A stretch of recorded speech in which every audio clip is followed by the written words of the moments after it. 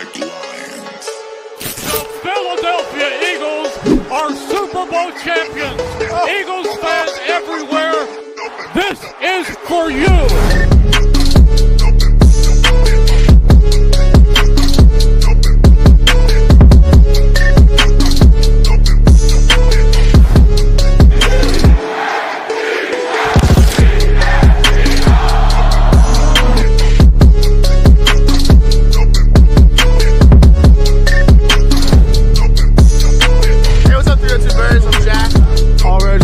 Playoffs and Phil.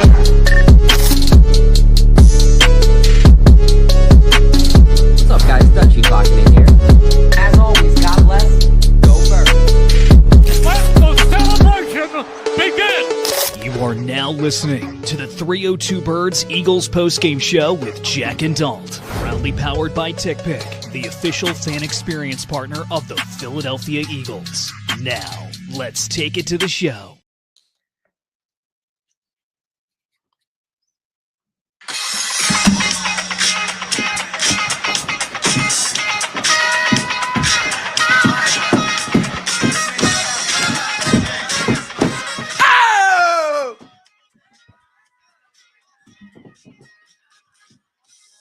All right, I'll use my 15 seconds of copyright. It's like 5,000 basketball, right? You got to freaking use them all. But Kevin Patullo has been fired from the Philadelphia Eagles. They finally had the guts, the brass ones, to do it. Shout out to my guy, Frosty from Philly. He said it best. They finally had the balls to do it. And that's exactly how, I agree with him. I did not think that this was going to happen. I really thought that we were going to be back next year with another season of suffering of idiotic Kevin Patullo play calling. And Nick made the call, or they say Nick because it is a puppet organization. We know that. Let's just call it like it is. But, man, they made the right call today.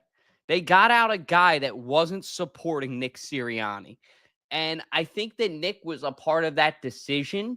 I think that they might be a little bit frustrated at how some of this went down. Because look at it this way, right? Give it a second. Jalen Hurts has had never the same play caller 2 years in a row. And let me know how you guys are feeling in the comments. We're going to open up the phone lines here in a second. You guys will be able to call on the show.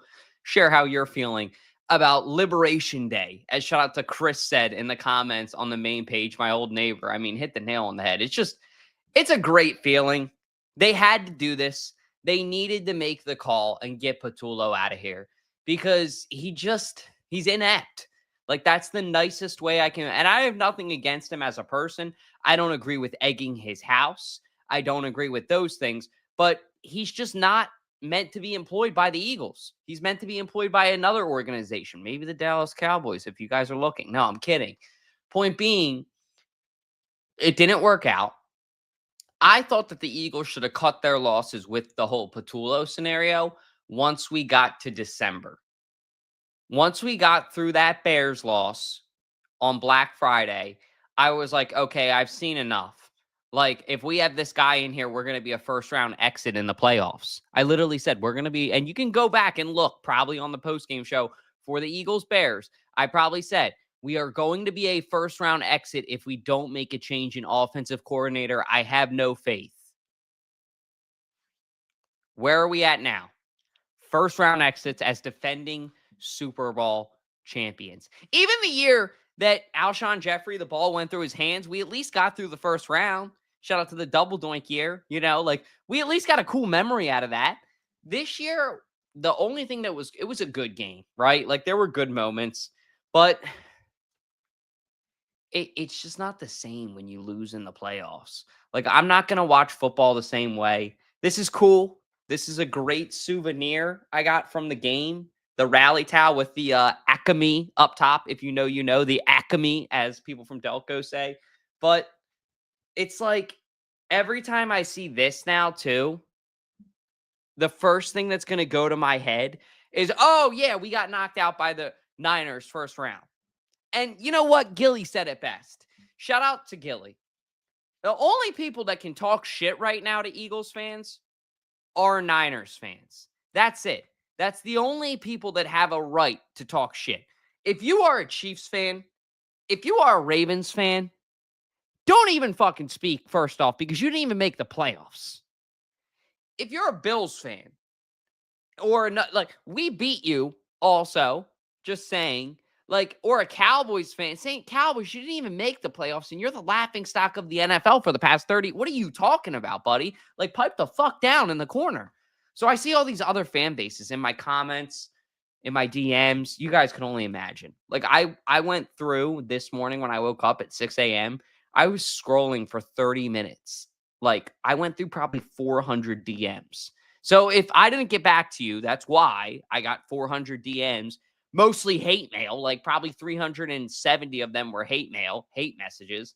But this team's just got to get their act together. And this is the first step in the right direction.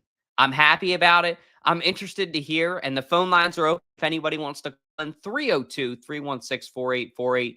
That number is 302-316-4848.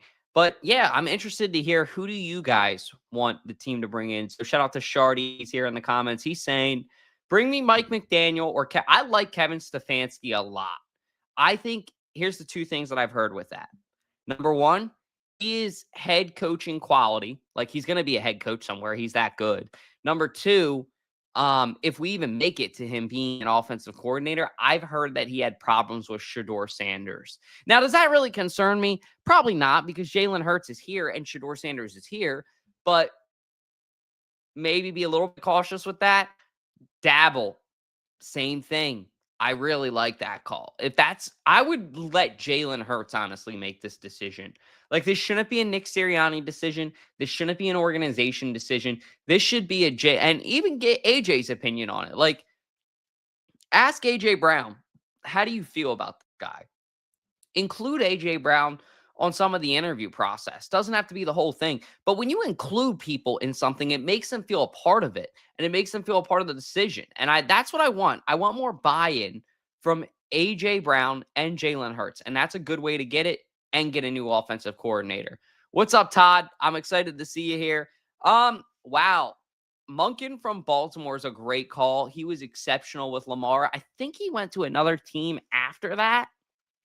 I forget where. I want to say it might have been even the Giants, but we'll see. We'll see. Go Niners, buddy. I did not know you are a Niners fan, man. That is crazy. What a plot. All these times that you've been in our postgame, I had no clue. Well, hey, Todd, congratulations to you and your Bang Bang Niner gang. You guys are the only ones that can talk smack. Other than that, I don't want to hear it from anybody else. But congratulations again. And Brock Purdy's tough. I'll give you that. Have fun. Good luck to you guys in the rest of the playoffs. It's okay. He's just going to come around and win the bowl next year. It's been a lose-win cycle the past 6 years. Yes, it has. That is very interesting. You point that out. I really like this comment a lot. It has been a lose in the first round of the playoffs, advance to Super Bowl. Lose to first round of the playoffs, advance to Super Bowl. You guys know what that means. Super Bowl 61. I better get the logo out ready for the jacket. Stay tuned. I really like that Super Bowl LX logo, though. Me and KJ debated that a lot. I really liked it. Look, I love our logo. It's amazing. Like, and it is our logo. It's not the NFL's logo. When you win a Super Bowl, that becomes like a logo extension of your franchise. Same thing with the LII logo. I love that. I think that that's cool. But the LIX would just look so cool on a 90s jacket one day with like all the colors and shit. Almost like a Denver Nuggets. Oh, my God. I wanted to win the Super Bowl for that main reason. No other one. No, I'm just kidding. But something I did think about. They just need to wait forever.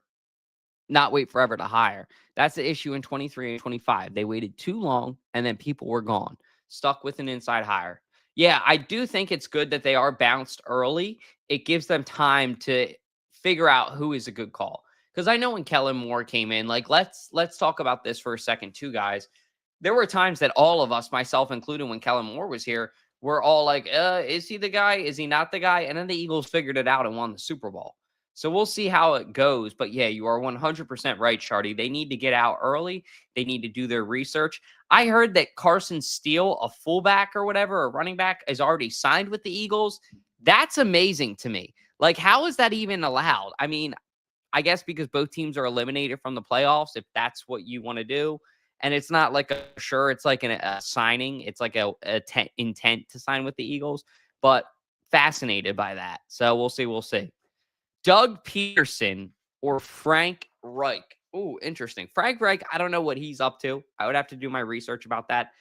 Dougie P would be very fascinating. I don't know if he could handle being an offensive coordinator, though, for a team he won a Super Bowl with. Like, is he going to be able to handle that? How do I want to put it? Is he going to be able to handle that, like, transfer of leadership? I don't know. I think he could, but that's something to definitely talk about because there's going to be a weird dynamic of when it's like bringing back Nick Foles and Carson Wentz on the same team. So we'll see. But thank you for the heads up, Shard. I appreciate you. I'm going to try to figure out what's up with my Wi-Fi. Maybe even we'll switch to my phone. I don't want to drop the stream. Let me know if it keeps getting worse, guys. And if it does, I'll back out. But yeah, it's been a very interesting day. It's been positive for the most part. Yeah, if I'm lagging still, I can hop off. It's okay.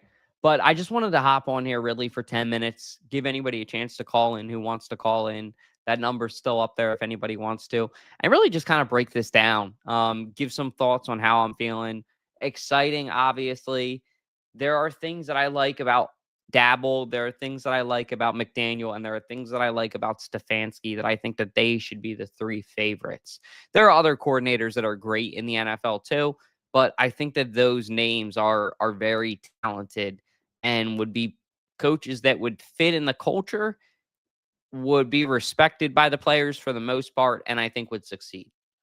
So I'm hoping that the Eagles make the right call because it's a hard decision to figure this out when you think about it, because you don't really know what it's all going to be like in their dynamic with the players until you get to preseason.